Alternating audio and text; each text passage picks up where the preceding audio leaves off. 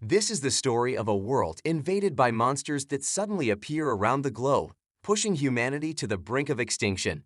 The protagonist of the story finds himself confronting countless monsters of various appearances and sizes. He recalls that the tower is the entity responsible for enabling the invasion. It is in a mysterious land known as the Devil's Tower or the Divine's Tower that these monsters derive their power and authority. Climbing this tower grants humans their deepest desires, including power, wealth, and honor. Legends speak of the tower's 999 floors, commanded by divine beings and demons. Despite governments worldwide attempting to prevent people from approaching the tower, their efforts prove futile as individuals persist in challenging its might. Those who stand in the way of these challengers face punishment from divine beings and demons. Over the course of 5 years, billions of people turn their attention to the tower. The protagonist becomes the first human to reach the 600th floor and stands confidently before the countless monsters, ready to embark on his quest. However, as he prepares to enter the floor, massive blasts erupt around the tower, enraging him at the attempted obstruction. Standing behind him are the Nine Stars, a group of 9 exceptional individuals among the millions of challengers. They have become immensely powerful through their use of magic and holy energy obtained from the tower. Observing the protagonist venting his anger, they remark that he is currently in an unstable state while he continues summoning his powers and expressing his rage. The protagonist is also a part of this famous group, which is popularly known as the Dark Star or the Death Star. Unlike the others, he is neither a master of a weapon nor a superhuman. Instead, he, Cha Jinhyuk, has surpassed the Nine Stars and earned the title of the strongest. With his command of black magic spells, he can raise the dead from the underground, earning him the reputation of the greatest necromancer, the epitome of death. After summoning the skeletons, he proclaims his boredom with peace and humanity. Wearing a cruel smile, he declares his sole desire for power, which he intends to achieve by utilizing his summoned beasts and becoming the greatest. Following this, he directs all his beasts towards the Nenstar, revealing his betrayal of humanity and alliance with the devil. In response, the leader of the Ninstars orders his comrades to defeat Jinhyuk, accusing him of betrayal. A battle ensues between the beasts and the Nine Stars, with some of their members slashing at the beasts with their weapons while others cast powerful spells to subdue them. As Jinhyuk watches his creatures being destroyed by the Nine Stars, he realizes that despite his newfound power, he is not capable of defeating the formidable group alone. After disposing of all his summoned creatures, the Nenistars charge at Jinhyuk, seeking to punish him for betraying humanity. They strike him with all their weapons, including arrows, spears, and swords, inflicting intense pain on him. It is then revealed that Jinhyuk has been falsely accused of betraying humanity. In reality, he had been betrayed by his 8 fellow members of the Nine Stars. However, that fact was hidden from the world, and 10 years passed in that manner. 10 years later, in a dirty and unkempt house, a person lies in bed with a blanket on, trembling and saying that he will return while calling the name of Nenstar. Just then, he gets up, feeling enraged, and is surprised to find himself in a room, realizing that his trick really worked. He feels excited to realize that his secret skill, soul transmission, really works. He recalls that at the moment he was about to experience death, this spell sent his soul to a body that suits him the best. Examining his new body, Jinhyuk thinks that his skill has finally found a suitable body for him with a similar physique. Clenching the blanket with his hands trembling with anger, he remembers the Ninistar and thinks that he would have been fine clearing the 600th floor by himself, but they betrayed him. He remembers the agony he felt after being hurt by his own comrades while sitting down with countless weapons piercing his body. He asked them why they betrayed him while they stood around him. While looking at his destroyed condition, his comrades stood in front of him, thinking that he would not be able to summon anything on these hallowed grounds. Addressing him, one of his comrades said that although he may be a one-man army, when it comes to him alone, he is nothing compared to them. Jinhyuk, however, insisted that he was only trying to help them. In response, his other comrades said that he does not need to take things personally since they do not have any ill feelings towards him.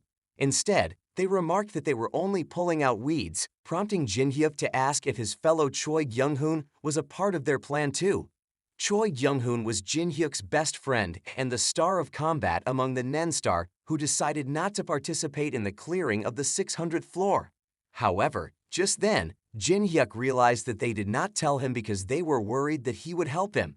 At that moment, his vision started to blur due to excessive blood loss.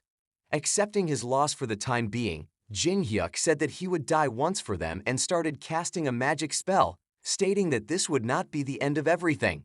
With that, he said that he would return by becoming much stronger and getting his revenge on these traitors and died. Remembering that painful experience, Jinhyuk feels very enraged and vows to grind the souls of his comrades and prevent them from ever reincarnating. Just then, a phone begins to ring, and he looks on the bed, finding a smartphone placed there. Surprised to see it, he holds it in his hand, thinking that he has not used one in a while, but finds it pretty nice. However, as soon as he looks at the screen, he is consumed by shock to find that it is the year 223 and that 10 years have already passed since his death. Thinking that such a long time felt like a few moments to him, he wonders what kind of skill it is. Just then, he begins to wonder whether he can even use his skills with that body. In order to check it, he gets up from his bed and kills the fly buzzing above his head. Taking it in his hand, he takes a deep breath and starts to use his awakening spell. However, even after some time passes, the fly does not even move. Anxious, he starts to use the spell again and again, but is unable to use his summoning powers. This makes him realize that there is not even a single drop of mana in this new body of his. Thinking, he reaches the window and looks out towards the tower, realizing that he would have to climb it without using a single skill he possessed in his past life. While browsing through his phone, he contemplates the possibility that if 10 years have passed, the Ninastar might have already reached the top floor of the building. However, after browsing through the phone for a while, he discovers that his friend Choi Young-hoon has climbed to the 800th floor. This revelation surprises him and makes him wonder if they have only managed to ascend 200 floors in the last 10 years. However, he views it as a favorable opportunity, thinking that while they leisurely climb the tower, he can catch up to them and exact his revenge. With this thought in mind, he rises from the bed, puts on his hood, and makes the decision to leave for the tower immediately, considering training outside the tower to be futile. Despite acknowledging that his physical abilities may be those of a beginner, he knows that he still possesses the knowledge of the Death Star, Cha Jinhyuk. Therefore, he resolves to use that knowledge to quickly become stronger, vowing to seek revenge against them. After a few moments, he arrives at the entrance of the tower, joining the countless others ready to enter. While listening to the conversations of those standing in front of him, Jinhyuk reflects on how this tower serves as a place where everyone's hopes and stories converge. He contemplates the tower's inner workings, with its dark rooms, coffins, burning forests, and dying humans. Thinking about those, he decides to enter the tower using his old name, Cha Jinhyuk, ensuring that everyone is aware of his presence. While he is engrossed in these thoughts, the doors of the tower open before him, and as people rush inside, he calmly walks towards the entrance, considering it the beginning of his revenge. Once he enters the tower, the doors close, and he is transported inside through a teleportation spell. Realizing that it has been 15 years since his last entry, he finds himself in a tutorial area where an announcement informs him that a tutorial session will commence shortly. Irritated by these prerequisites, Jinhyuk acknowledges that there is no other place besides this where one can experience such a high level of difficulty. In front of him is a treacherous path full of traps that would take several days of running to reach the end, making it an absurd place. Just then, a window appears before him, stating that his objective is to overcome all the traps and reach the other end. Understanding the need to assess the stats of his new body, Jinhyuk clicks on the status window only to be disappointed by the abysmal stats he possesses. Observing his traits of gluttony and mana-type abilities, he realizes that he did not possess these stats in his previous life, indicating that the attributes and physical talents vary between souls. After this revelation, he stretches his arms and resolves to acquire everything he desires during the tutorial. With that decision made, he starts running from the starting point, triggering a magic arrow trap in front of him. However, he successfully evades the arrows, remembering that they are only visible when fired. Dodging the barrage, he presses forward, but more arrows start to come his way, piercing his body. Believing that this cannot be his end, he rises and starts to run, only to be struck by countless more arrows, causing excruciating pain. Despite the agony, he persists, fueled by his unwavering determination and disregarding the pain. As he runs towards the other end, his path turns red with his blood, Yet he continues onward, eventually reaching the starting point once again. Upon returning to the tutorial area, his injuries begin to heal. Getting up once again, he decides to see how long he can endure, thinking that he cannot just mindlessly run forward. Reaching his blood spilled on the path, he takes some of it on his finger, thinking that gluttony is one of the traits that made him the strongest on the planet, and starts licking it. This act causes all the spilled blood on the floor to rise and get absorbed into his body, resulting in an increase in all his stats. Feeling satisfied with this boost, Jinhyuk believes that even without bothering with the annoying equipment settings, he can still withstand basic status abnormalities. However, his realization is interrupted by another arrow piercing through his body, making him aware that it will take almost a week to clear the tutorial and become a great climber. Despite this, he decides to endure all the arrow shots to spill maximum blood and increase his stats through gluttony. Thus, he repeatedly runs through the same passage, sustaining fatal injuries and experiencing excessive blood loss, which continually increases his stats. 1 month passes in this manner, and Jinhyuk successfully clears the tutorial, leading another portal to open before him, allowing him to embark on his real quest. As he begins the teleportation process, he wonders if it truly took him a month to accomplish this. Just then, he receives a notification that certain divine beings and demons are taking an interest in his unique trial-clearing method. Annoyed, he turns back and realizes that these creatures are still present, just like in the past. Simultaneously, a bright fire ignites behind him, causing countless monster-like creatures to emerge, further frustrating him. He recalls that the divine beings and demons observe all those who enter, searching for someone similar to themselves. The notification system informs him that certain divine beings and demons are getting angry due to his profanity, indicating their attempt to manipulate him into becoming their disciple. Subsequently, he receives notifications of certain demons smiling and others greeting him. Among them is a demon named Peak of All Evils, who asks how he has been, further annoying Jinhyuk with its recurring appearance. He remembers Baal as a demon who stuck to him like glue and his previous life in order to make him his disciple, and he wonders if he has recognized him again. Jinhyuk remembers that the demon who allowed him to get the soul transmission was Baal, and he acknowledges that he really got the benefit of that. Consequently, he receives notifications indicating the divine beings and demons' growing interest in him, which angers him. He expresses his frustration to Baal, saying that it is all because of him. In response, Baal apologizes to him, leading his status window to get flooded with notifications again, making him frustrated. Jinhyuk turns to them and asks whom they think he will submit to, telling them to be quiet and observe it for themselves. This disappoints Baal to some extent, while Jinhyuk continues to assert that he would never choose him, urging Baal to stop dreaming. Licking up the blood once again, Jinhyuk turns to the window to check his tutorial stage rewards. He discovers that all his stats have been maximized as a result of his gluttony, which he finds great. He remarks that achieving mana at this stage is normally challenging, but as a mana type, he unexpectedly increased his mana. Just then, he receives a notification informing him that his rapid progression has unlocked a new trait, which surprises him. Remembering his previous trait of gluttony, he looks out the window and realizes that the body's previous owner already possessed this trait. At that moment, a treat called All-Rounder appears on his window, causing confusion as to what it entails. After reading the details, he discovers that this trait will make him proficient in any technique he uses, which excites him. He realizes that this trait might help him achieve his desired name from his previous life, an All-Master. Suddenly, he receives another notification informing him that the Peak of All Evils is curious about his status window, which surprises him. Deciding to ignore Baal, Jinhyuk turns back, telling him to stop bothering him and go away. He states that he is now heading to the next floor and suggests that they can quietly follow if they wish. In response, the Peak of All Evils starts following him and enters the portal with him. Inside the portal, Jinhyuk recalls that the next room he will enter is the room of choice and training. Just then, he receives a notification that he has entered the room of his choice for training. Emerging from the other side of the portal, he finds himself in a room filled with countless floating weapons of different types. There, he gets another notification stating that he can choose a weapon and a class that best suit him. It informs him that after making this choice, he will need to destroy the floor underneath them to enter the first floor of the tower. Remembering that in his past life, Due to his being a mana type, he did not hesitate to become a mage. He opts for a bow this time.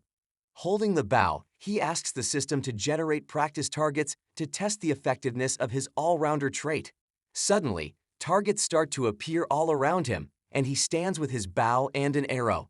Seeing the targets, he swiftly launches countless arrows simultaneously that accurately hit each of the targets, destroying them.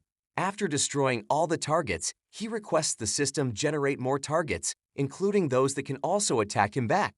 Upon this request, he receives a notification reminding him that he has not chosen his class yet and that generating such targets would be dangerous for him. Nevertheless, he smiles and says he doesn't care. Just then, new targets are generated with human-like bodies that rush to attack him. In response, he shoots arrows in their direction while swiftly moving away, causing the arrows to accurately hit the targets and make them collapse one by one. Meanwhile, the other targets continue rushing towards Jinhyuk to attack. As they reach him and leap up to attack, he switches to a sword and spear, cutting their bodies into pieces and demanding more powerful targets be sent. As a result, the difficulty level of the targets increases and larger targets are summoned. However, while the targets search for Jinhyuk, he leaps into the air, holding a spear, and lands on the face of one target, striking it with the weapon. He then takes out sharp daggers and throws them at the other two targets standing behind him, causing them to crash to the ground. As soon as all the targets fall, he is surprised to see drone-like creatures appear behind him.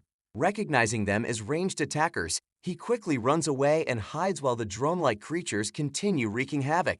While running away, he receives a notification that these are the most dangerous targets that can be spawned on the floor.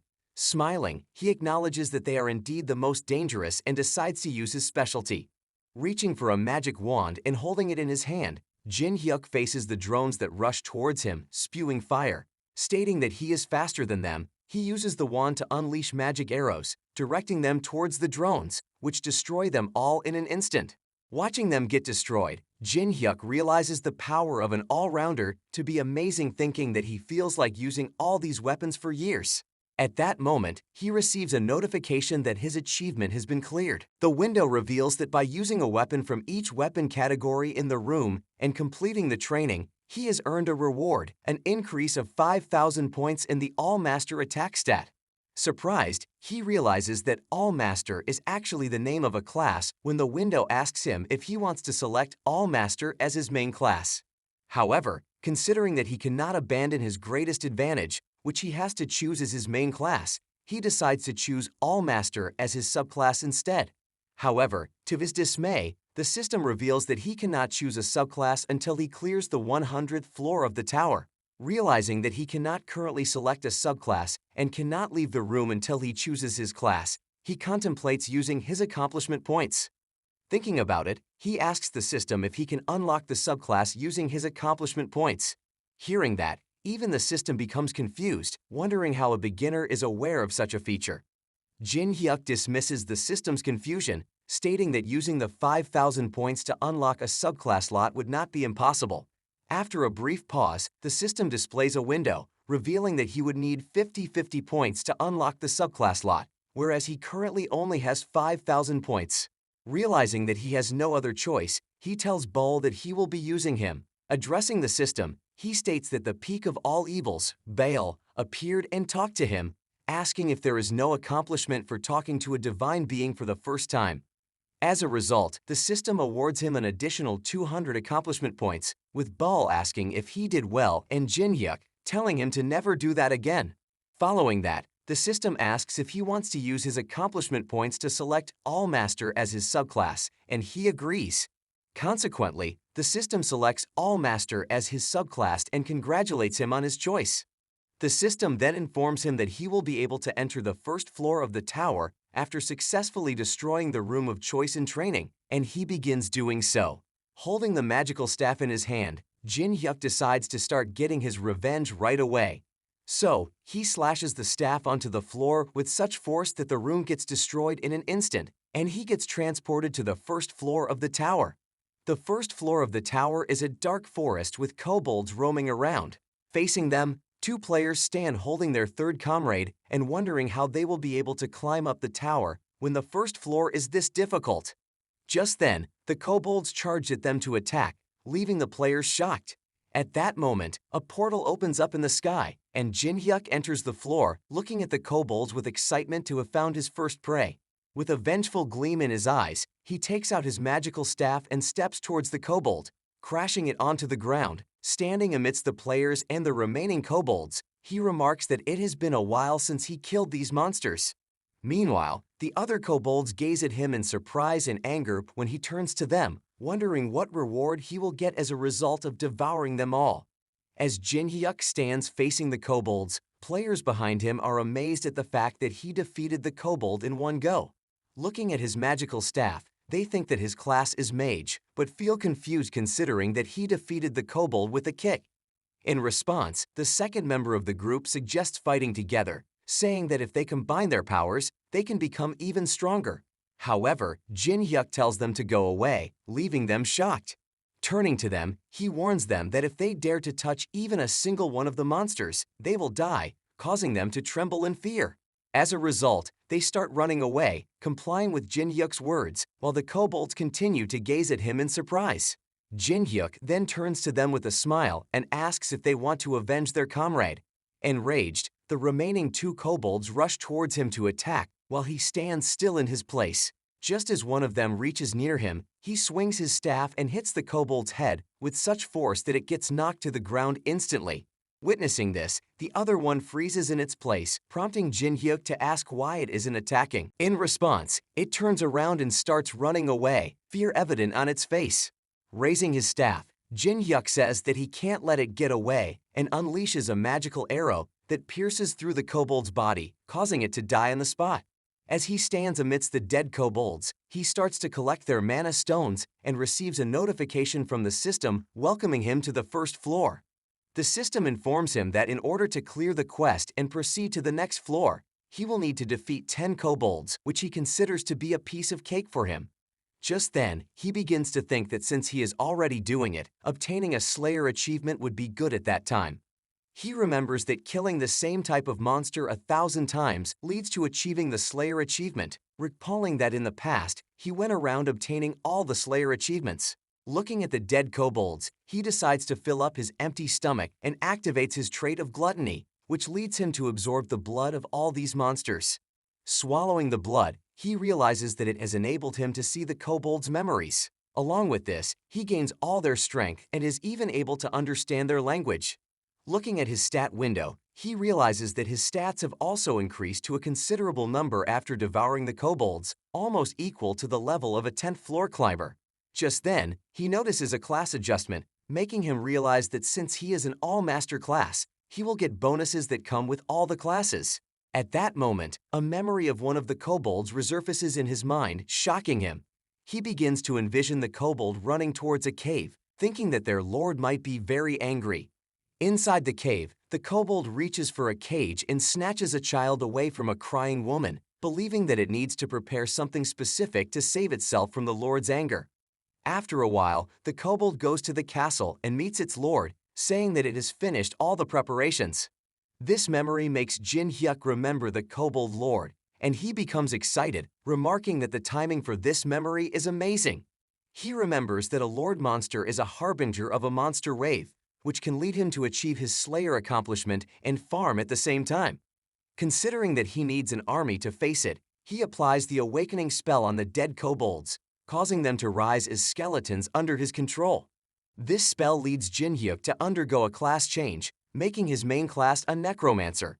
With the skeletons kneeling in front of him, he thinks that, being an all-master with the memories of his first life, changing classes for him is very simple. However, he believes that this is not enough to satisfy him, as there is still a hidden class he needs to acquire on the first floor. Just then, he hears a sound and turns to see more kobolds standing beside them, ready to attack. Looking at them, he orders his skeleton soldiers to kill all of them, along with any others they encounter. Thus, with killing intent in their eyes, the skeletons charge forward and eliminate all of the kobolds, leading Jinhyuk to obtain countless mana crystals. After devouring them all and turning them into his summoned skeletons, he moves forward in search of something and finally comes across an old house. Opening the door of the house, Jinhyuk looks inside, feeling relieved that no one has disturbed it. Instructing his army to wait outside, he enters the house and breaks the floor with his foot, revealing a hidden underground basement. Descending the stairs, he remembers it to be the hidden class on the first floor and continues throwing the mana stones on his way. Thinking that a necromancer is a high-ranking class and a mage that uses souls, also known as a spirit master, he enters a room with a large coffin placed inside. Dropping his bag of mana stones, he walks towards the coffin, remembering that the very first spirit master is hidden inside it. Thinking so, he opens the coffin, causing a skeleton to emerge from it and rise up in the air, whom Jinhyuk identifies as the first spirit master, Vulcan. As Jinhyuk looks at Vulcan, the gigantic skeleton asks if he is its descendant. Walking towards Jinhyuk, Vulcan asks if he is its descendant, and Jinhyuk greets it in response, causing Vulcan to feel confused. Approaching him, Vulcan asks why he is not surprised to see it, and he replies that a necromancer is never surprised to see skeletons. Jinhyuk adds that he has come there after reading Vulcan's journal, stating that he has already surpassed the stage where he can be surprised. He recalls that the journal is a hidden item he has not read in this life, but during the time when he lost all his worth after changing his class to mage and returning to the first floor. However, at that time, when he became a spirit master, he failed to make Vulcan his summon. Upon hearing about his journal, Vulcan says that it likes him and considers him better than the mannerless person it encountered 10 years ago, causing Jinhyuk to tremble in anxiety. While looking at Vulcan, Jinhyuk contemplates destroying it. However, considering his class change to be more important, he turns to Vulcan asking to change his class, but Vulcan refuses, stating that he will have to reach the 10th floor for it. Vulcan explains that a spirit master is a class even higher than a necromancer, so first Jinhyuk needs to undergo a second class change in the class-changing tower on the 10th floor. In response, Jinhyuk reveals that he is already a necromancer and shows Vulcan his status window as proof. Amazed at Jinhyuk's ability to change his class on his own, Vulcan is surprised and considers him far more skilled than the person from 10 years ago, which annoys Jinhyuk. Interrupting Vulcan, Jinhyuk asks if it is not going to change his class, reminding it that it was supposed to do so. In response, Vulcan summons all its powers while Jinhyuk sits in a meditating position, gathering those powers in his energy core. While doing that, Jinhyuk remembers that a long time ago, when the tower did not even appear on the earth, Vulcan was the person who climbed it and ruled over it. Despite his immense strength, Vulcan constantly sought ways to further enhance his power.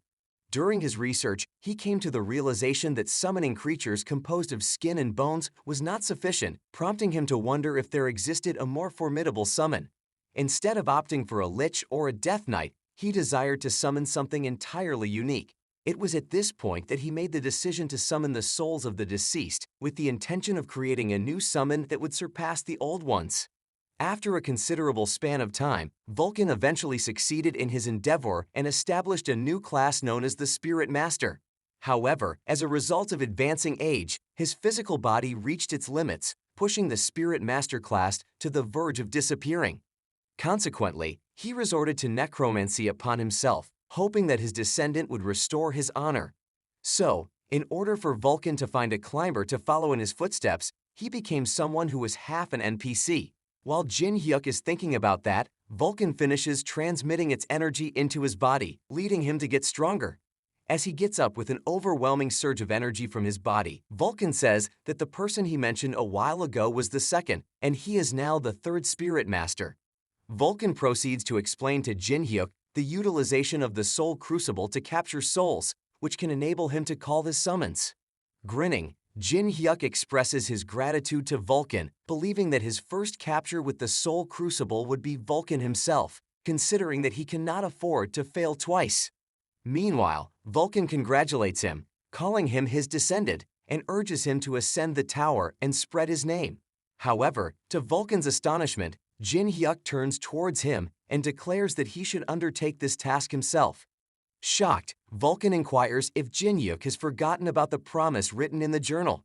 In response, Jinhyuk replies that delegating one's responsibilities to someone else is a bad habit he intends to rectify. He then begins walking towards Vulcan, leaving the latter confused. As he draws nearer, Jinhyuk employs the soul crucible on Vulcan, causing his soul to be separated from the skeleton. Despite Vulcan's desperate efforts, He cannot impede the process and ultimately shatters into pieces, signifying Jinhyuk's successful mission.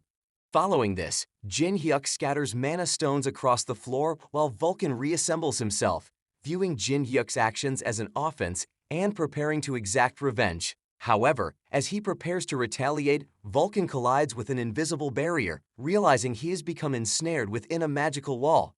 Jinhyuk addresses Vulcan, remarking on the comfort of his predicament. He explains that he has employed a low-level spell, Magic Wall, to construct a personal prison for Vulcan. Attempting to break free from the magical wall, Vulcan argues that he will not remain trapped since the magic can be broken at any time. With a cruel expression, Jinhyuk reveals that there is more to come, disclosing that along his way, he has scattered countless kobold mana stones that he can activate by casting a spell. Emphasizing Vulcan's claim of effortlessly breaking the magic, Jinhyuk challenges Vulcan to do so before being apprehended by him. This revelation leaves Vulcan astonished, questioning the identity of Jinhyuk, a first-floor climber possessing such power and strategic tactics. Removing his hood, Jinhyuk confidently asserts that, although he has failed in his previous life, he will now finally capture Vulcan, leaving him shocked. Revealing his face, Jinhyuk asks if he is still the second spirit master or can be deemed the third. Hearing that, Vulcan is consumed by shock as he realizes that he is indeed Cha Jinhyuk. Meanwhile, Jinhyuk employs the magic of soul collection to capture Vulcan's soul and absorb it into his own body, leaving Vulcan's skeleton lifeless. Observing the lifeless skeleton, Jinhyuk reassures Vulcan not to be disheartened, explaining that since Vulcan is now with him, all his dreams can come true. Upon completing his quest inside the house, he emerges and faces his army of skeletons. Notifications start pouring in, informing him that divine beings and demons are curious about him. Glancing at the notifications, he calmly assures them that he will reveal himself soon enough, urging them to be patient. Approaching the army of skeletons, he gazes at them, leaving them feeling bewildered. He realizes he no longer requires skeleton soldiers and clenches his fist, causing them all to shatter. He then employs the Soul Crucible to awaken the souls of all of them instead. With fierce intent in their eyes, the souls stand before Jinhyuk, patiently awaiting his command. Suddenly, he hears a voice and turns to see Vulcan's spirit kneeling before him, questioning how he dared use him as his spirit soldier. Observing Vulcan's human form, Jinhyuk comments that it is his first time seeing him like that, remarking that he must be quite handsome when young. Vulcan, overwhelmed with anger, rises above, asserting that he will not let Jinhyuk do this and underestimate his powers as the first spirit master. However, in that moment, Vulcan starts to feel an unsettling sensation and collapses, coughing vigorously. Meanwhile, Jinhyuk intervenes and prevents any further aggression, explaining that Vulcan is only alive because of his mana, and if he severs it, Vulcan will dissipate instantly. Lying on the ground, Vulcan asks if Jinhyuk truly expects him to obey like a dog, prompting Jinhyuk to inquire what other options he has. Jinhyuk reminds Vulcan of what he did to his disobedient familiars, transforming them into soul orbs and absorbing them. Additionally, he reminds Vulcan of his gluttony trait, making Vulcan wonder if Jinhyuk still possesses it, realizing that if he doesn't comply, Jinhyuk will consume him whole. Reluctantly accepting, Vulcan asks what Jinhyuk plans to do next. In response, Jinhyuk states that it's evident, pointing towards the castle atop the hill and declaring that they need to bring down the Kobold Lord. After some time, while two kobolds guard the castle entrance, they spot Jinhyuk approaching them. In response, they hastily raise their spears, preparing to attack. Grinning in response, Jinhyuk unleashes the kobold spirits, which swiftly overwhelm and eliminate the kobolds. Hearing the commotion, more kobolds emerge on the fort walls and rush to attack Jinhyuk. In response, he summons 30 more kobold spirits to confront and eliminate them.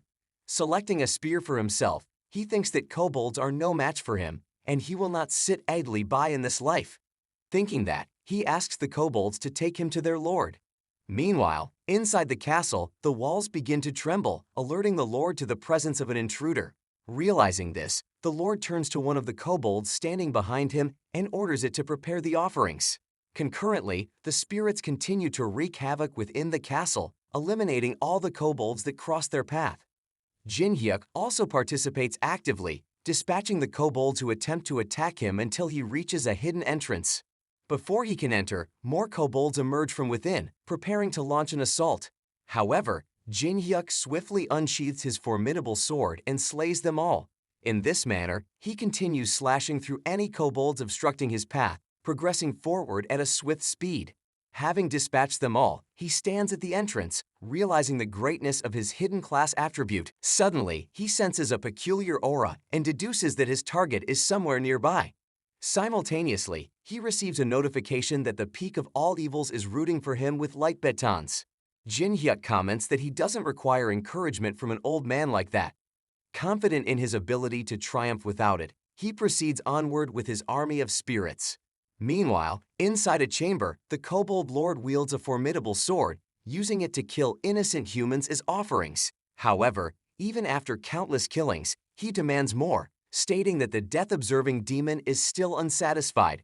Just then, he hears a girl's voice pleading to be released and turns around, assuming she is the next offering. However, upon closer inspection, he realizes that she is not a human but a dakebi. Grabbing her arm, the Lord comments that she will make a much better offering than humans. However, at that moment, a sword comes flying from above, freeing the dakebi's hand from the Lord's grip. Bewildered, the Lord looks up and sees Jinhyuk, recognizing him as the intruder in their castle. In response, Jinhyuk grins and questions whether a human sacrifice or a summoning is taking place. Considering both of them irrelevant, Jinhyuk confidently asserts that the Lord is bound to fail regardless of the situation.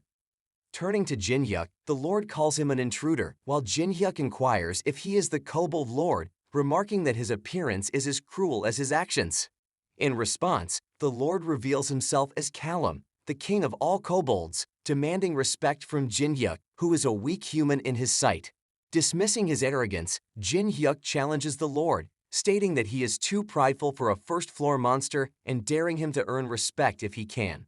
While the Lord is engaged in conversation with Jinhyuk, the dakebi, who is sitting on the ground, considers it to be the best opportunity to escape.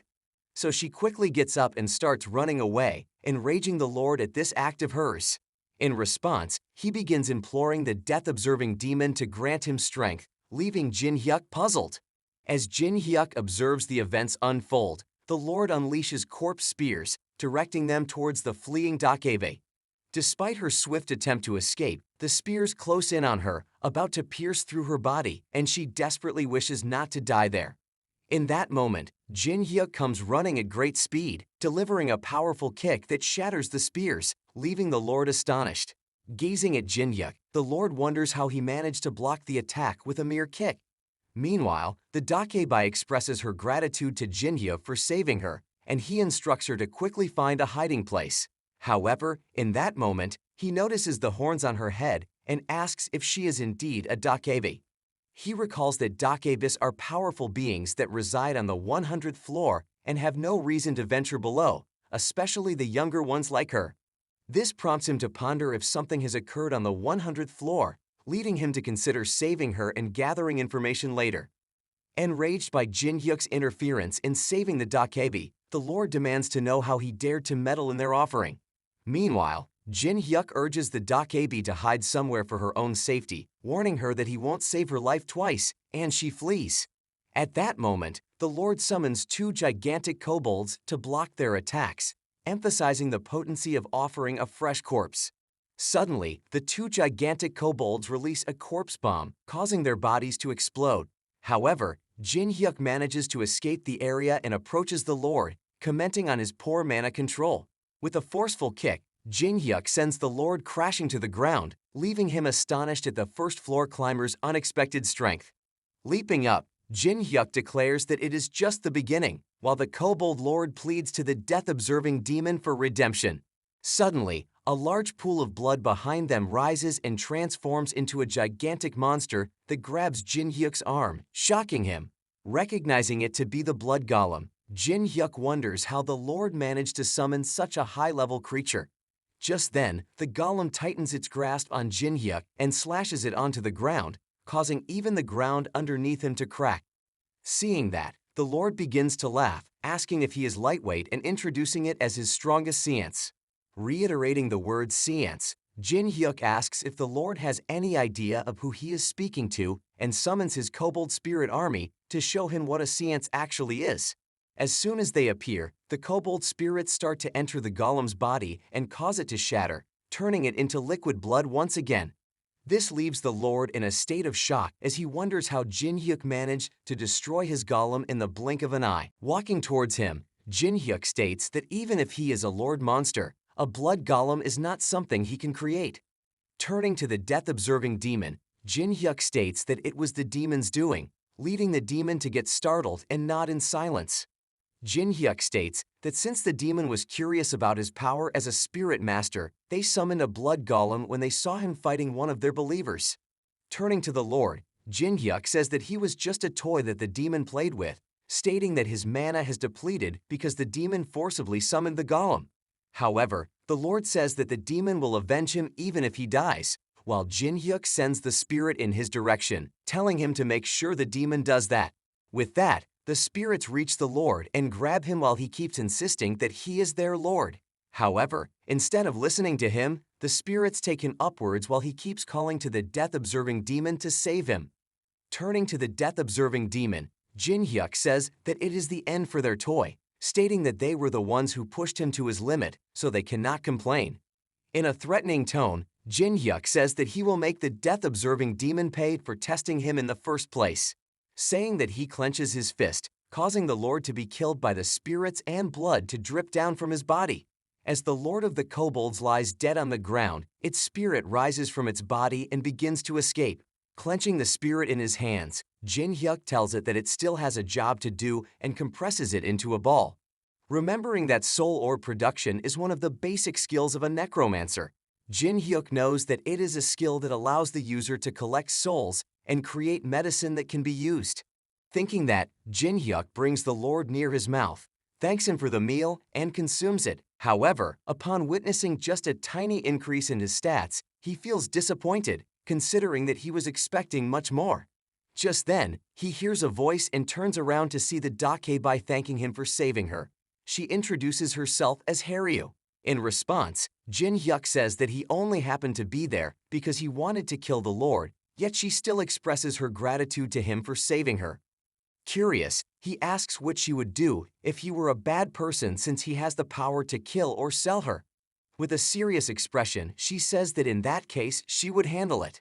Realizing that when it comes to favors and revenge, the Dakevis make sure to pay back their dues, he states that this reply is typical of a Dakevi.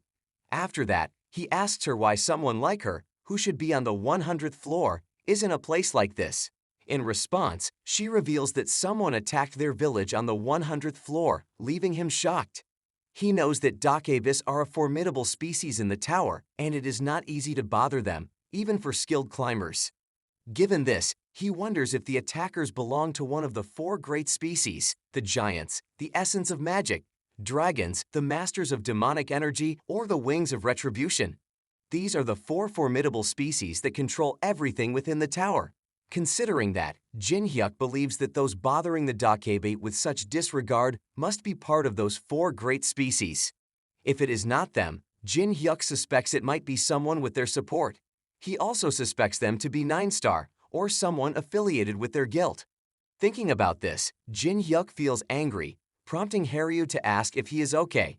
Jinhyuk dismisses it, telling her that he is leaving, which prompts her to inquire about the reason. In response, Jinhyuk asks if she intends to stay surrounded by pools of blood. As he is about to leave, Haryu expresses her desire to accompany him. Considering that it wouldn't be a bad idea to let her join his party, he turns to her and says that he won't be able to protect her like that. In response, she replies confidently that she can take care of herself. However, he reminds her that she was almost killed by the Kobold Lord earlier, but she explains that it only happened because she let her guard down. Accepting her statement, Jinhyuk allows her to come with him. Seeing his blood-stained clothes, he realizes he needs new ones, thinking that he can attract unnecessary attention with these blood-stained clothes. Just then, he notices an equipment item sign above the dead Lord's head. After some time, he wears the Lord's clothes and starts walking away with the Dakeibai towards the portal. As he approaches the portal, Vulcan and the other spirits emerge, leaving the Dakeibai shocked. Vulcan materializes before them and informs Jinhyuk that they have completed their task, eliminating every kobold in the castle. Jinhyuk appreciates Vulcan's work while Haryu asks who he is. Vulcan looks at her and asks if she can see him. She confirms that she can, revealing that some of the Dakebi have a strong affinity for souls. This revelation makes Jinhyuk realize that she is not an ordinary Dakebi, but a special one. Considering this, he contemplates using gluttony to absorb her abilities, but thinks that it would be better to keep her by his side and train her for that time. Suddenly, a window appears in front of him, catching his attention. The window informs him about a monster wave quest that involves defeating a lord monster, and accepting it will disable all the safe zones on the first floor. While he feels excited by the prospect, Vulcan and Haryu are shocked and plead with him not to accept the quest. However, Jinhyuk states that this was his sole purpose for coming all the way there and defeating the Lord. Hearing this, all the demons and divine beings consider it reckless, with the death-observing demon offering a reward if he ranks first in the contribution. Jinhyuk looks at the unexpected offer from the death-observing demon and says that he will make a decision after seeing what the reward is. Vulcan considers it insane and asks if he really wants to die, expressing that he would have preferred his death instead. However, stating that they will still be his servants even after his death, Jinhyuk goes on to press the button determined to accept the quest while they keep objecting. However, despite their warnings, he accepts the monster wave, leading him to receive the notification that kobolds will soon attack the village entrance. This causes all the safety zones in the forest to be disabled, leaving all the other players shocked at the realization. They wonder who has accepted the monster wave, and they think that if a monster wave really occurs, they will all die. Just then, one of them suggests that if they have completed the quest, they should hurriedly move to the second floor, stating that once the wave starts, they will not be able to do so.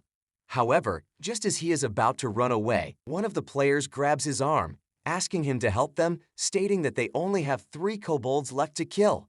However, before they can move further, a massive portal materializes in the sky, and a gigantic kobold emerges from it, followed by a countless number of them. Looking at their overwhelming number, all the players are consumed by shock, thinking that it is already too late for them to move away. However, before the kobolds can reach them, Jinhyuk appears in between and warns the players that if anyone dares to touch even a single one of them, he will kill them all. Looking at Jinhyuk, Haryu, and Vulcan, the players ask who they are, telling them that it would be dangerous for them to face such a huge number of kobolds. However, just then, Jinhyuk summons his army of spirits, making the players realize that he is a necromancer. This realization shocks them, and they wonder how he got a class on only the first floor of the tower. Meanwhile, Jinhyuk's army of spirits faces the ambush of kobolds while he himself stands still. Just then, Haryu turns to him, asking if she can also try to kill them. Agreeing, Jinhyuk tells her to hurry up, saying that the spirits will not leave any for her if she delays. Telling him not to worry about that, Haryu says that she has an idea. With that, she summons a pocket plane, leaving Jinhyuk shocked.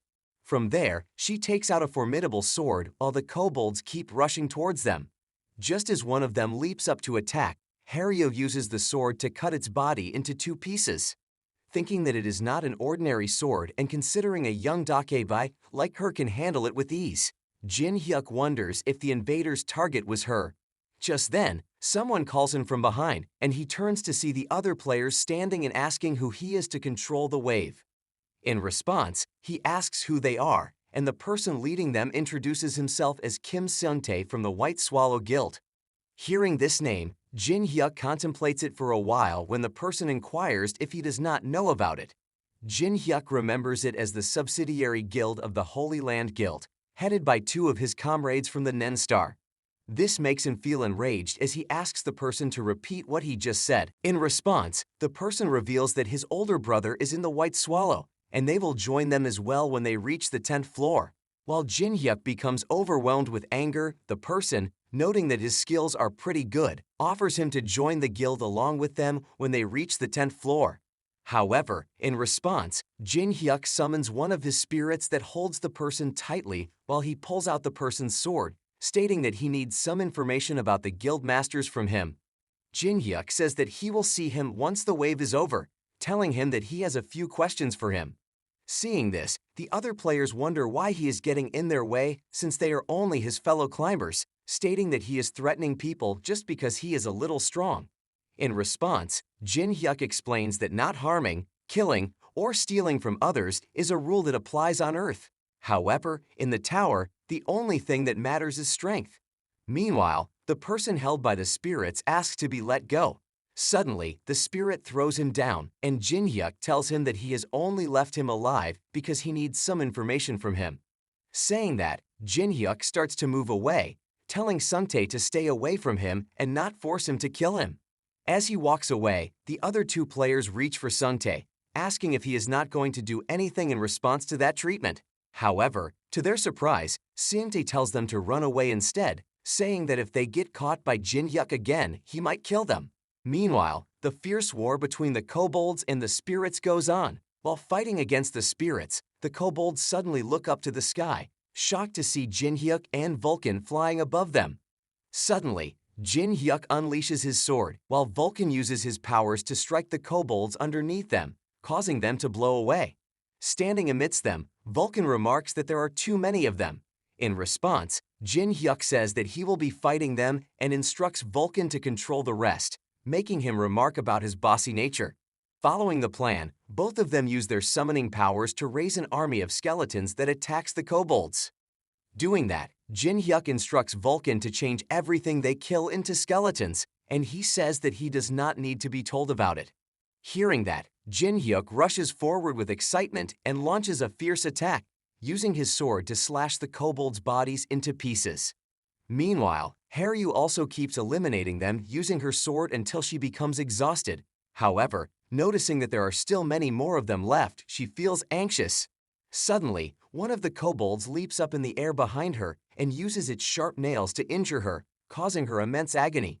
After being badly injured by the kobold's attack, Dakebai thinks that this pain is nothing compared to the pain she felt when her village was burning.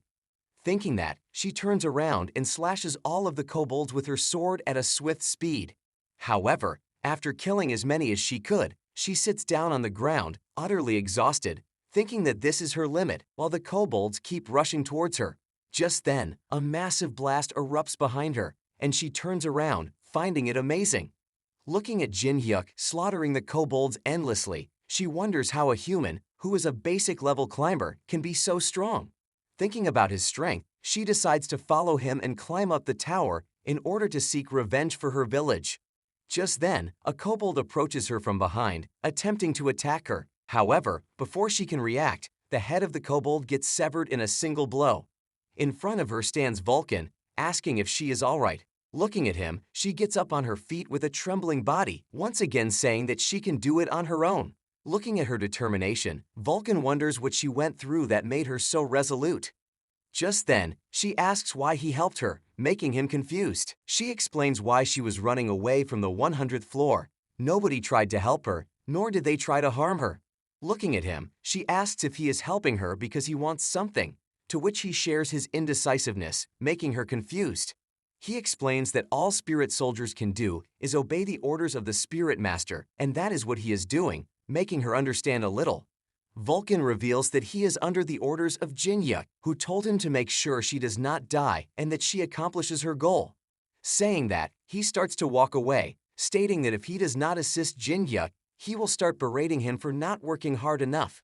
Holding her sword, Haryu thinks that Jinhyuk is the only one in the tower who helped her, and she decides to repay his debt soon.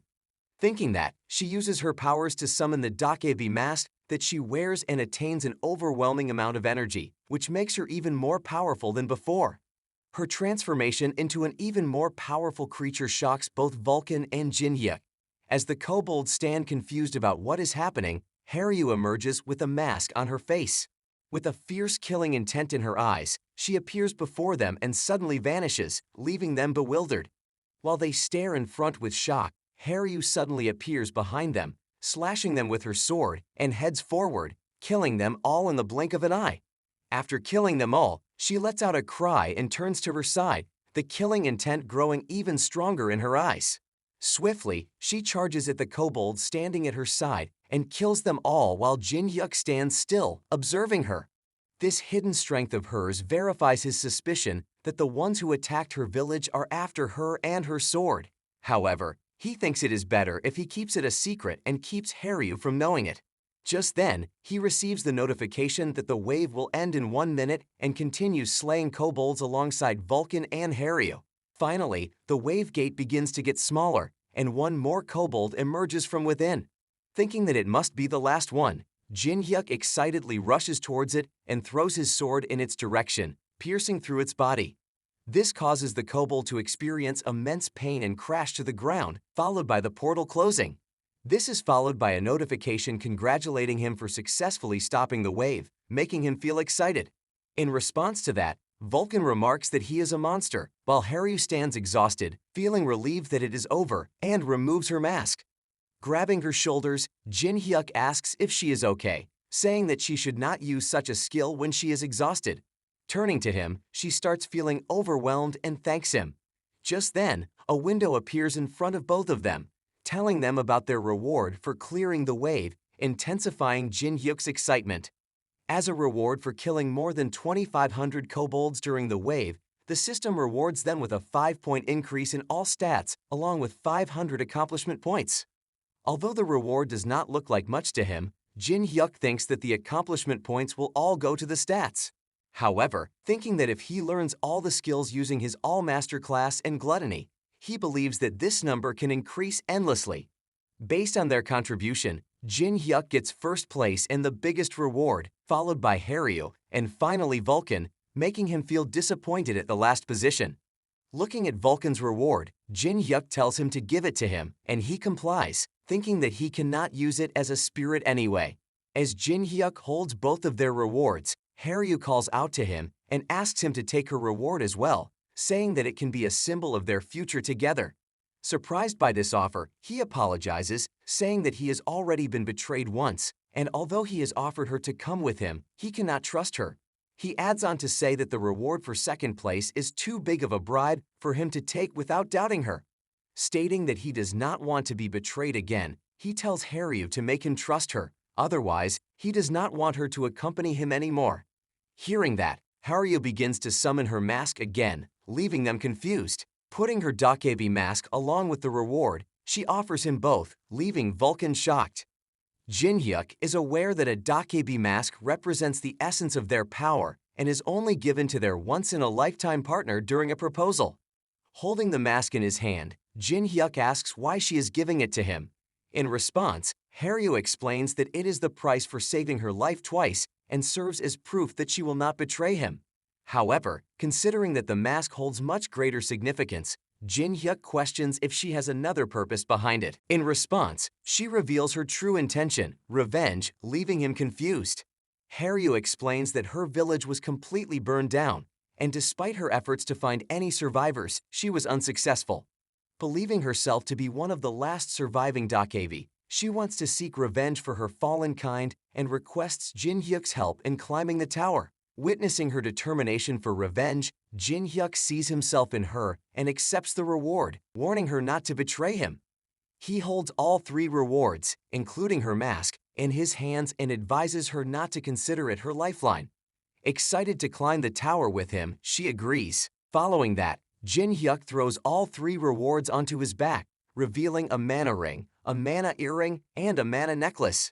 Vulcan views the rewards as impressive, confusing Haryu about their specialty. While Jinhyuk is wearing them, Vulcan explains that they are perfect for necromancers, enabling him to enhance the quality and quantity of their summons with mana. Turning to Boon, the death-observing demon, Jinhyuk reminds him of the promised reward upon successful annihilation of the monsters and asks how long he will remain silent. In response, Boon suggests going somewhere else first, leading them to an empty town, which they think the players have evacuated due to the fear of Monster Wave. Stating that this place is good enough, Jinhyuk asks the demon to give the reward. Suddenly, a bright light emanates from the table they are sitting at, revealing a unique ring. As Jinhyuk holds the ring, he realizes his luck with finding items that day and inspects its attributes closely. To his shock, he discovers that the ring contains demonic energy. This revelation astonishes Vulcan, who knows that demonic energy is typically reserved for demons and is a highly valued resource of mana. Upon wearing the ring, Jinhyuk receives a notification from the death-observing demon, offering a handshake, which he accepts due to the incredible reward he has received. Meanwhile, Vulcan and Haryu express their admiration and congratulate Jinhyuk on his success. However, Beol, the peak of all evils, becomes jealous of the death-observing demon, desiring a handshake as well. In response, Jinhyuk tells Beol that he can also provide a reward if he desires a handshake. Hearing that, Beol starts searching through his belongings to find a gift for Jinhyuk, while Jinhyuk sits there, feeling bored by the whole situation. After a while, he receives a notification that Beol wants to create a quest for him, leaving him shocked. Hearing about the quest, Vulcan considers it a good opportunity for them, and Jinhyuk agrees, saying that he was also surprised about it. In response to the offer, Jinhyuk says that he will do a favor for Beol by accepting the quest. In turn, Beol starts mumbling, indicating that this wasn't his original intention. Jinhyuk suggests that Beol can withdraw the offer if he does not want to proceed. However, Beol states that it is too late to revert and revises the quest to be a task for Jinhyuk to establish his reputation throughout the tower before reaching the 100th floor. The reward for completing the quest is Beol's granting him any recipe he desires. When Jinhyuk considers this reward, he realizes that the possibilities are limitless with the demon's recipe. However, upon examining the penalty for failure, he finds the conditions to be very challenging. Despite this, Jinhyuk recognizes that he cannot afford to miss this opportunity, so he accepts the quest and shakes hands with Beol, causing him to smile. Following that, his companions inquire about his next plan, and he reveals that they need to apprehend a person named Kim Seung-tae and extract information from him. Jinhyuk assigns Vulcan the task of capturing Kim Seung-tae, prompting Vulcan to ask if he knows the exact location of Seung-tae. In response, Jinhyuk reveals that he has placed a spirit soldier on him, and though he is quite far away, he is still on the first floor.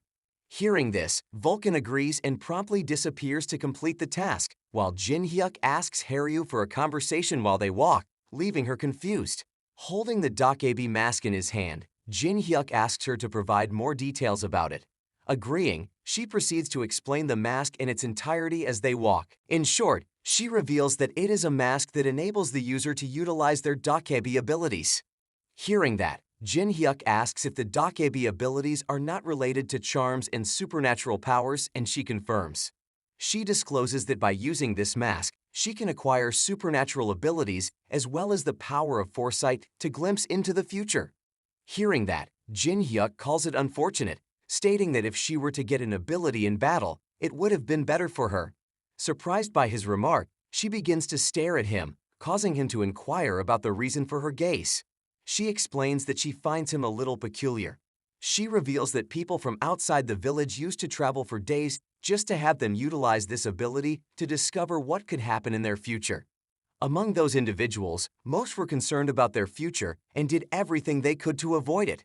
However, Jinhyuk believes that rather than avoiding one's fate, one should strive to break through it. However, saying that it is a relief, Haryu states that hearing about the ability she possesses will shut him pretty well, making him confused. Subsequently, she unveils her battle foresight ability, which is specialized for combat, thereby proving her usefulness. In response, Jinhyuk embraces her suddenly, calling her ability perfect and leaving her surprised. He expresses his happiness at finding her and declares her to be the best. Reflecting on the Sword Star, Bow Star, Great Thief, and Godly Spear among the 9 star, Jinhyuk believes that he stands a chance against them if he fights alongside her. Feeling shocked by his sudden gesture, Haryu thanks him. Just then, he receives a notification that the peak of all evils is taking their photos. Reading this notification, he remains silent for a moment and then turns to Beol, telling him to go away. Turning to Haryu, he apologizes to her for that, but she says she is glad to be of some help to him. In response, Jinhyuk promises to help her in any way he can to get her revenge, and she thanks him in return, hoping for the best for both of them. Meanwhile, Vulcan successfully catches Seung-tae and tells him to stop struggling, stating that all his friends have left him alone and run away. Vulcan tells him to wait until his master arrives. Considering it's very hard to hold him like that without killing him, Vulcan wonders where Jinhyuk is. Just then, Jinhyuk emerges from behind, commending Vulcan for catching him, while Vulcan shares how much he struggled to keep Sungtae still. Considering that he tried to run away, Jinhyuk takes out his sword, telling Vulcan to get out of the way. Piercing the sword into the tree stem, Jinhyuk says he will give him his sword back, asking where he wants him to put it. In a threatening tone, Jinhyuk says that whether he puts the sword in his hands or stomach depends on how he answers his questions. Saying that, Jinhyuk orders him to tell him everything about the White Swallow Guild, starting from that moment, and he agrees. After that, he tells them everything he knows about the White Swallow Guild, after which Jinhyuk allows him to go, and he leaves. Confused, Vulcan asks why he is letting Sungtae go, and Jinhyuk replies that he is going to destroy his entire guild anyway. However, Jinhyuk still feels confused about the Holy Kingdom affiliated guilds, considering that a lot of small guilds between the 10th and 200th floors might be working with them. He thinks that he needs to crush all of them, which Vulcan considers boring. However, he thinks that it could help them in clearing Baal's quest, to which Haryu agrees. He believes that if he can crush the guilds influenced by the Pelin siblings from the 9-star, it can give him a good chance to clear the quest. Considering that, he decides to start heading to the 10th floor right away. Meanwhile, in a safety zone on the 2nd floor, a lot of players stand in a group discussing the people who destroyed the monster wave. Just then, a portal opens and Jinhyuk, followed by Haryu and Vulcan, enter the 2nd floor, getting their attention. Looking at Jinhyuk wearing the Dakevi mask, they all rush towards him, asking if he has the guild and what his name is. However, thinking about the condition for clearing the quest, Jinhyuk thinks that he cannot reveal his name at that moment. Therefore, turning to the players, he reveals his name to be Ghostface.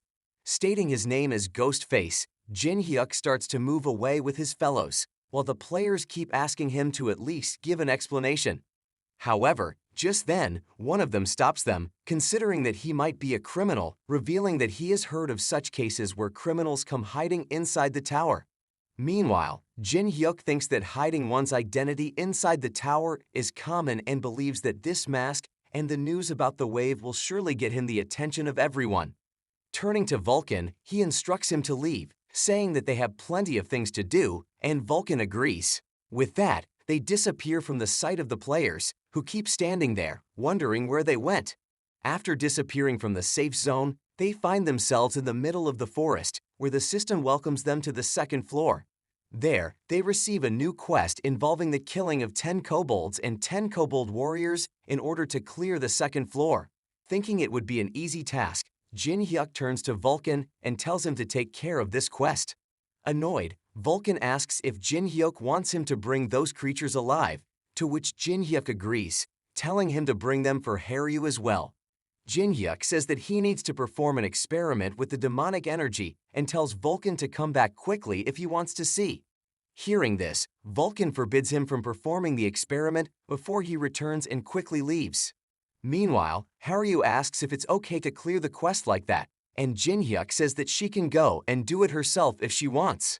Jinhyuk gives his robe and mask to Haryu and stands still with his back turned towards her. He then clenches his fists, thinking how wonderful it would be to have the ability to use demonic energy. Wielding the demonic energy through his ring, Jinhyuk decides to check how well it works, considering the power of demons to be one of the 4 great species. As soon as he thinks of summoning the demonic energy, a massive black flame emerges from his ring, making him realize that this is what demonic energy looks like. While he is staring at the flame, Haryu calls out to him, pointing to a kobold in the bushes. Just then, the kobold comes out of the bushes and jumps towards them to attack, making Jinhyuk excited for the opportunity to test his powers on it.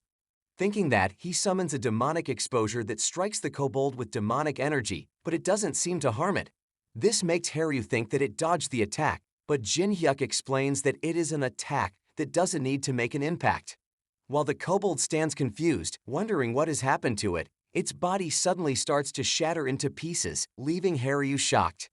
Jinhyuk remarks that demonic energy is a savage power, and those who are unqualified for it cannot handle it. Looking at the pieces of the kobold's body floating in the air, he says that this is what happens to unqualified people, even if the demonic power grazes them a little. After the kobold dies, Jinhyuk extracts its spirit to perform his real experiment by combining the spirit with demonic power to create a more powerful spirit soldier. Thinking, he begins to combine them, causing the soul to collapse, making him realize that its soul cannot handle the demonic energy either.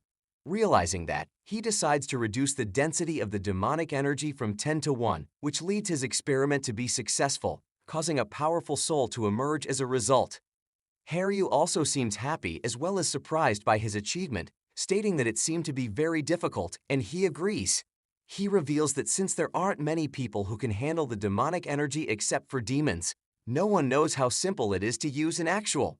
Just then, Vulcan also comes back after completing his duty and seems impressed by Jinhyuk's successful experiment, calling the spirit soldier with demonic energy the demon soul soldier, while Jinhyuk considers the idea of calling it a demon soul soldier to be good. Vulcan observes it and considers it to be perfect. Considering the process, Jinhyuk wonders if he has to imbue the demonic energy in each and every soldier that he forms, considering the process to be difficult in the field. Looking at Vulcan, he thinks that there is no need for him to summon the spirits himself in the first place. Therefore, he turns to Vulcan, stating that Vulcan is more proficient than himself when it comes to summoning. He also praises Vulcan's ability to command and position summons during a battle, which makes him glad, thinking that Jinhyuk has finally started respecting him. However, just then, he feels a strong demonic energy surrounding him and becomes targeted by it, feeling shocked and asking Jinhyuk what he is doing. In response, Jinhyuk reveals that if he infuses demonic energy into Vulcan's soul, the spirit soldiers that Vulcan will summon will automatically become demon soul soldiers. Considering that Vulcan's soul is stronger than Kobold's soul, Jinhyuk decides to use all his demonic energy on him and does so, causing Vulcan to experience great agony. Hearing Vulcan's screams, Haryu becomes worried, but Jinhyuk tells her not to overreact, saying that the first spirit master will not die from something like that. Angry at such treatment, Vulcan states that if he gets through it, he will surely take his revenge on Jinhyuk. Cherishing these words, Jinhyuk says that if he becomes strong enough to become his opponent, he will welcome it. After some time in the powerful ring of demonic energy, Vulcan appears to have been transformed into a demonic soul. Seeing him, Jinhyuk calls him his strongest demonic soldier. However, in response, Vulcan states that Jinhyuk has made a big mistake by summoning someone who is stronger than himself, calling it his greatest mistake as a necromancer. Considering that he is angry, Jinhyuk calls it good and takes the Dakebi mask from Haryu. Putting on the mask, Jinhyuk states that he was in need of an opponent who could match him with the mask on. With a cruel smile on his face, Vulcan declares that he will call upon the demon soul soldiers just as Jinhyuk wanted him to do. Saying that, he summons countless powerful demon soul soldiers, directing them all towards Jinhyuk in order to attack him. Meanwhile, Jinhyuk stands still with killing intent in his eyes, making Haryu realize that he has used the powers of the mask. Wearing the mask, he looks at the demon soul soldiers and finds their movements to be much slower, realizing that the power of the mask has made them appear slower to him. He realizes that the world he can see at the moment is what Haryu can see, and he rushes forward at great speed, slashing all the souls and leaving Vulcan shocked. Rushing towards Vulcan, Jinhyuk states that although he might be like that at the moment, there was a time when he used to be called the Death Star. Saying that, he punches Vulcan so hard that he crashes to the ground. Removing his mask, he tells Vulcan to calm down and simply follow his orders, calling him his demon soul soldier. As Vulcan crashes to the ground, huge clouds of dust begin to rise, making Haryu worried. Going towards him, Jinhyuk says that souls like him cannot die from physical attacks, telling her not to worry too much. However, saying that it only applies to normal humans, Vulcan reveals that he does feel pain when getting hit. Turning to Jinhyuk, Haryu asks if he just used the mask's power, and he agrees, saying that using it made everything appear slower to him. He reveals that wearing the mask made him feel like the greatest martial artist for a moment. However, hearing that, Haryu reveals that it was just a side effect of the skill failing, making him feel shocked. Confused by the revelation, Jinhyuk asks, if it was just a side effect, then what is the mask actually supposed to do? In response, Haryu explains that it serves as a battle foresight, which not only makes the enemy seem slower but also enables the user to see their future actions. Curious, Jinhyuk asks how he can reach that point, and she explains that she is naturally able to do it and does not know the method. Surprised by her statement, Jinhyuk thinks of her as a genius, even among the Dakevis. He believes that if he were to ask her to teach him, it would be difficult for her. While pondering this, Haryu asks if he feels dizzy or exhausted after using the mask. Jinhyuk responds that he is completely fine and asks why she is asking that question. In response, she explains that if an untrained Dakebi were to try using a special ability, most of them would experience symptoms like headaches and dizziness. She reveals that even she cannot use foresight whenever she wants and expresses her concern since Jinhyuk was unable to activate the skill. This leaves him disappointed, but she assures him that he will soon be able to use the skill correctly. After hearing that, Jinhyuk realizes that he has miscalculated it by thinking that everything was going his way and that he was too excited about becoming unbelievably strong on the second floor. Considering that, he says that he is completely fine and thanks her for her help. Meanwhile, Vulcan silently sits aside, contemplating how he, as the first spirit master, ended up in this situation and feeling sad for his fate. Haryu approaches him, and he expresses gratitude, noting that she is always there to make him feel better. However, to his disappointment, she reveals that Jinhyuk sent her because he needs Vulcan to bring more kobolds. Just then, Jinhyuk turns to them, stating that they need one more kobold and warning Vulcan that if he fails to bring it, he will be turned into a spirit orb and consumed by him. This makes Vulcan feel even more frustrated, and he thinks about how he ended up being this powerless. After that, they successfully complete the quest, thereby clearing the second floor and continue to clear the third and fourth floors through their collective efforts. After some time, on the fifth floor, the players discuss rumors about a person who calls himself the Ghost Face. They reveal that it has been 3 days since he entered the forest on the fifth floor, but he seems to be unable to deal with monsters other than kobolds. They note that from the fifth floor onward, goblins that can use poisonous needles start to spawn. Meanwhile, Jinhyuk continues using his mana to scan the forest, and as he does so, a goblin on a tree takes out its poisonous needle and throws it towards him. However, before the needle can strike him, Haryu swiftly intervenes, breaking it with her sword. With fierce killing intent in her eyes, she confronts the goblin, demanding to know how it dared to harm Jinhyuk and frightening it.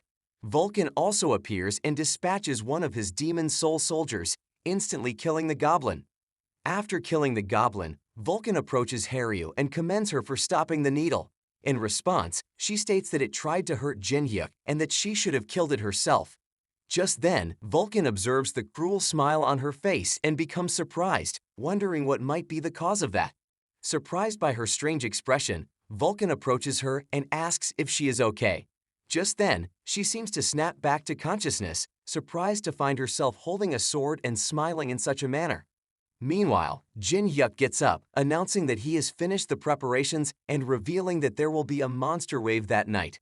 The previous night, on the fourth floor before they entered the fifth floor, Jinhyuk had informed them that goblins would appear from the fifth floor onward instead of kobolds. To deal with them, they needed to achieve the Goblin Slayer achievement. In response, Haryu asked if he was going to hunt the Lord of the Monsters again. Meanwhile, Vulcan forbade him from doing so, saying that he could not do it because he wanted to since no one knew when and where it would appear. Jinhyuk, in response, revealed that he won't be hunting the Goblin Lord because he knows of a manual method to generate monster waves, leaving both Haryu and Vulcan shocked. Vulcan remarked that if a method like that existed, a rumor would have spread in the tower, but Jinhyuk revealed that he came to know about it by chance. He told them that while climbing the tower during his past life, a crack appeared, leading him to discover that method. He revealed that on every floor, there is a central area that spawns monsters. If they find it and keep channeling mana into it, it produces monsters similar to a monster wave. While Vulcan exclaimed that he must have received benefits from it without anyone else knowing, Jinhyuk revealed that it will be his first time using it. He said that the monsters on the 300th floor and above are on another scale compared to goblins. Even if they are the 4 great species, it is impossible to just stop the monsters head-on when a wave occurs. This made Vulcan realize that when it was possible to exploit it, he did not know about it, and when he came to know about it, it became impossible to use. Agreeing, Jinhyuk considered it to be different this time, stating that they would create as many monster waves as possible to become stronger. On the 5th floor, the players walk in the safe zone in a very peaceful atmosphere when the ground beneath their feet suddenly begins to shake. Bewildered, the players wonder what it is when suddenly a gigantic portal materializes before them and goblins begin to pour out. Shocked by the sudden appearance of a wave, they wonder how it can happen inside the village and even without notification. Meanwhile, the goblins begin to attack, throwing poisonous needles in their direction. Suddenly, one of the needles strikes the body of one of the escaping players, causing him to fall down.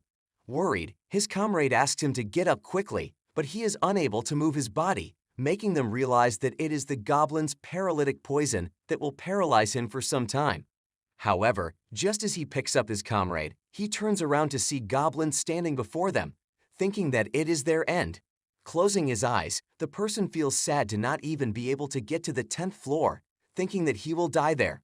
Just then, Jinhyuk's demonic spell starts to spread in the area, and he emerges in between them. He tells the uninjured person to take his poison comrade to a safe place, prompting him to ask who he is. In response, Jinhyuk turns to him, making the person realize that he is the ghost face. Thinking that a strong person like Ghostface has appeared, the players feel relieved, realizing that they have been saved. This fulfills his motive to save them and lead them to spread his name around the tower. Glad to have achieved it, he summons his demon soul soldiers to fight the goblins. Meanwhile, Vulcan feels enraged at Jinhyuk for taking credit for the demon soul soldiers that he has summoned. However, just as they are arguing among each other, they realize that the demon soul soldiers are burning. Turning behind them, they find psychic goblins standing and realize that such a creature can even attack the demon soul soldiers.